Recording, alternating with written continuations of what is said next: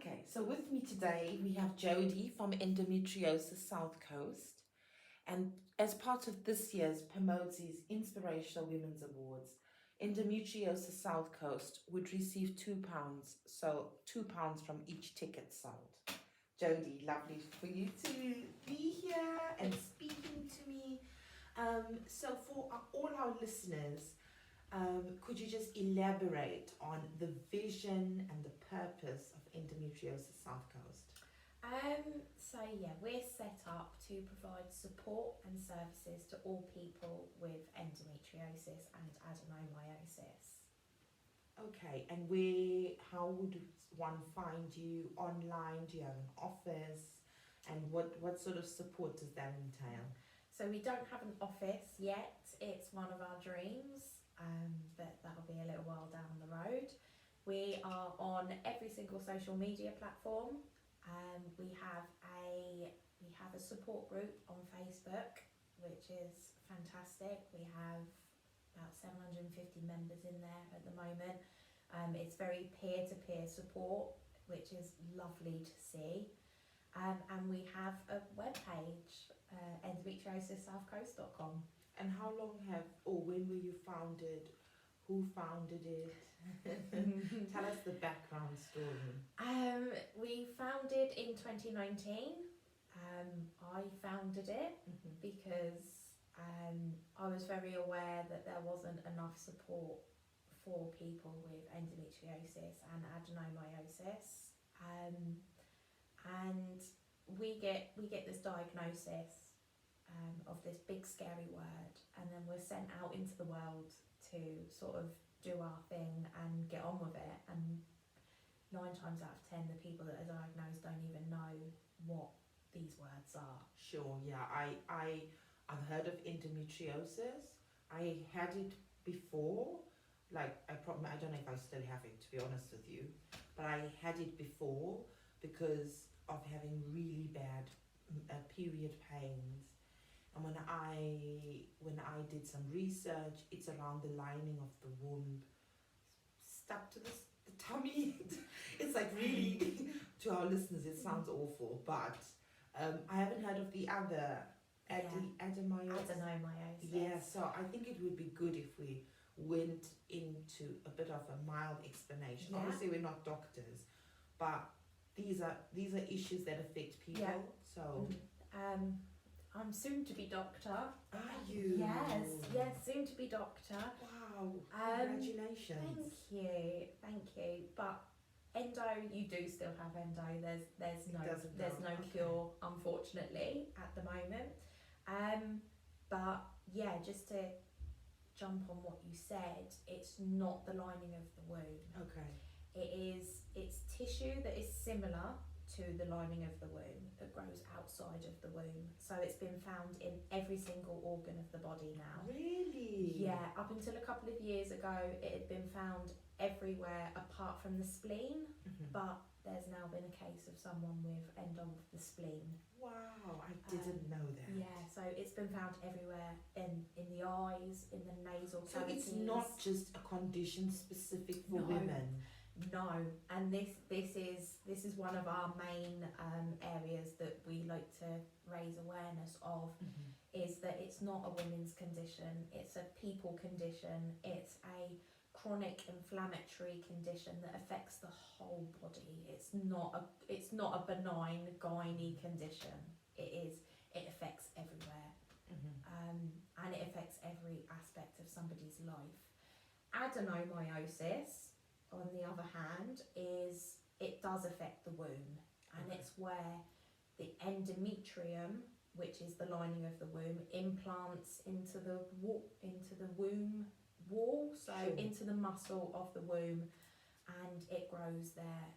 It can really deform the womb, and it is really quite painful. Wow. And do you know any statistics? How many people in Pompey are affected by it? Oh, I do have a statistic on our social media about Pompey. I can't remember that one off the top of my head, but it is 1 in 10 people that were born with a uterus. that are affected by endometriosis. Wow.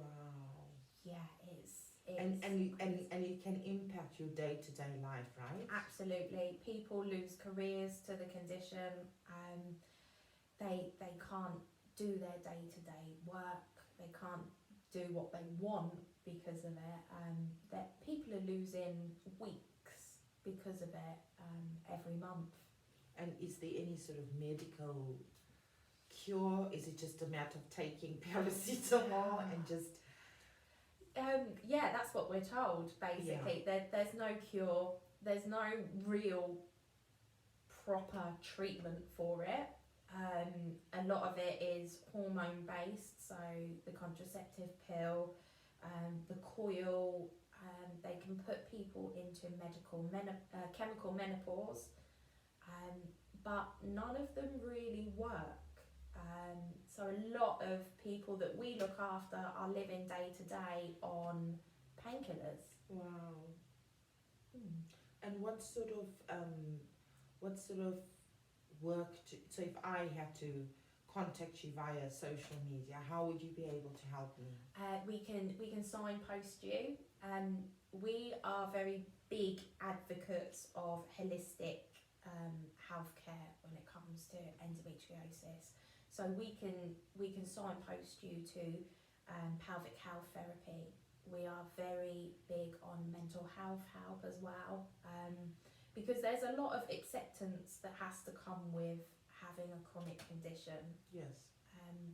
The more you fight your body, the more your body fights back. Sure. So sometimes you have to accept the fact that you have this chronic condition and learn to live with it, and sometimes it makes it a bit easier.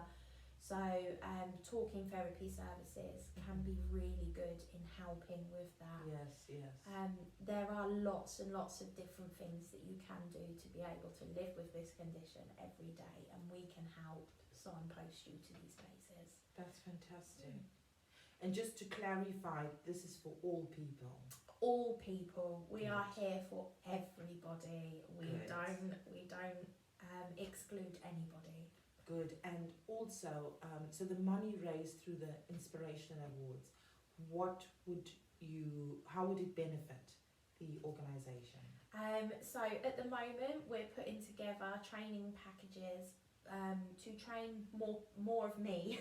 Okay. We need more of me. Good. So we're putting together training packages for more people to run support groups, in-person support groups, because we need more of that. And we're putting together packages as well for schools and GPs and businesses to train them on how to help either their employees, their patients, or their children that need to grow up with knowledge of conditions that are going to affect them. That's fantastic. And what motivated you to start this, Jodie? Me. Oh. I have endo, and yeah, I realised that there wasn't enough support out there. Yeah. So I was running a support group initially, and yeah, then everything's grown organically, really, really organically. You should be so proud of yourself. Thank you. And so which areas do you cover when you say the South? Like all PO postcodes? Beyond that, we've got people in our support group from Australia, America. Really? Yeah, obviously the main amount of our work is done like around Portsmouth and Dorset and Southampton. This is where we're doing a lot of groundwork, but the peer-to-peer support is, it's being accessed from all over the world. And is that, I'm assuming, virtual, online, Yes. and sometimes in person? Yeah. Do you have volunteers?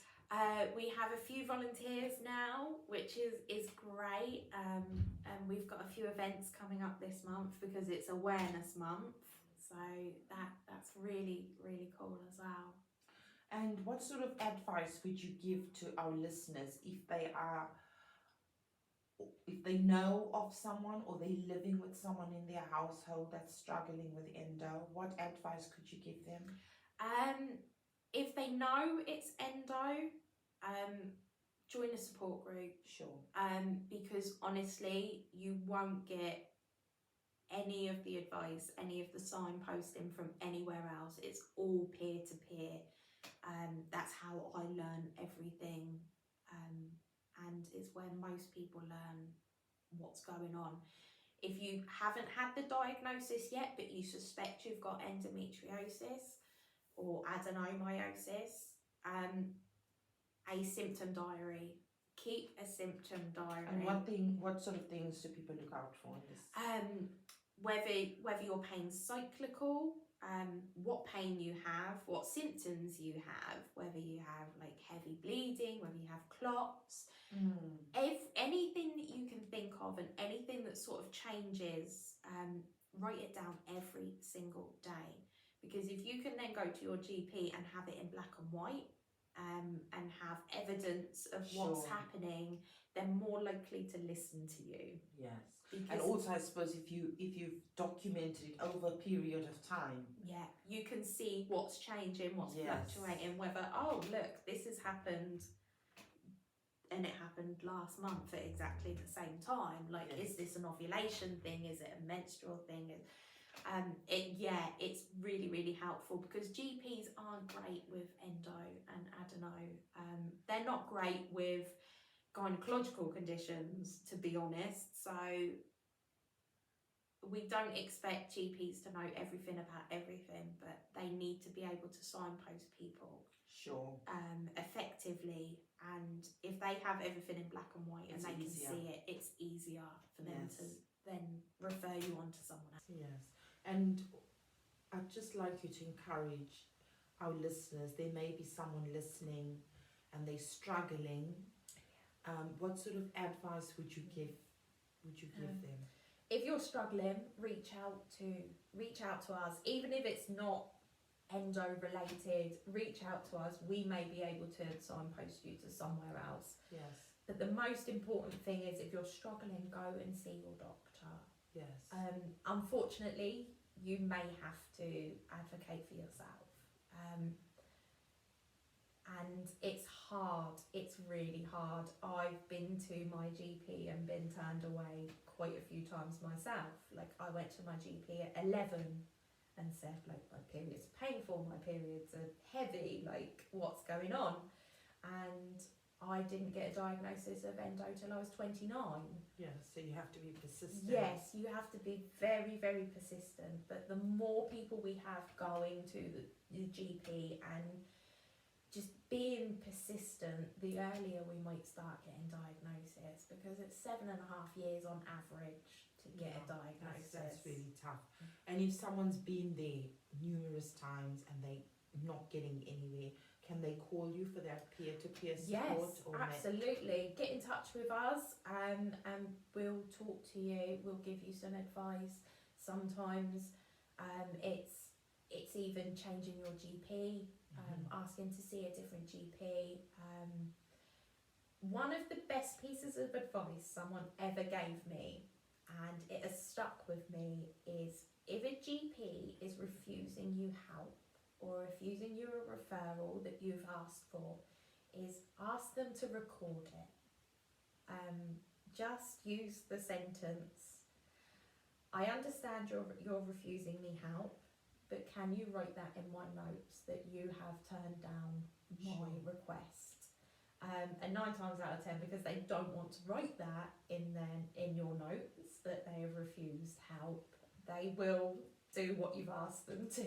Yeah. And I think what I keep thinking about while listening to you is how we are the only ones that know our bodies. Like, I could tell you how I'm feeling, but I know. You know when you know something's not right? Yeah.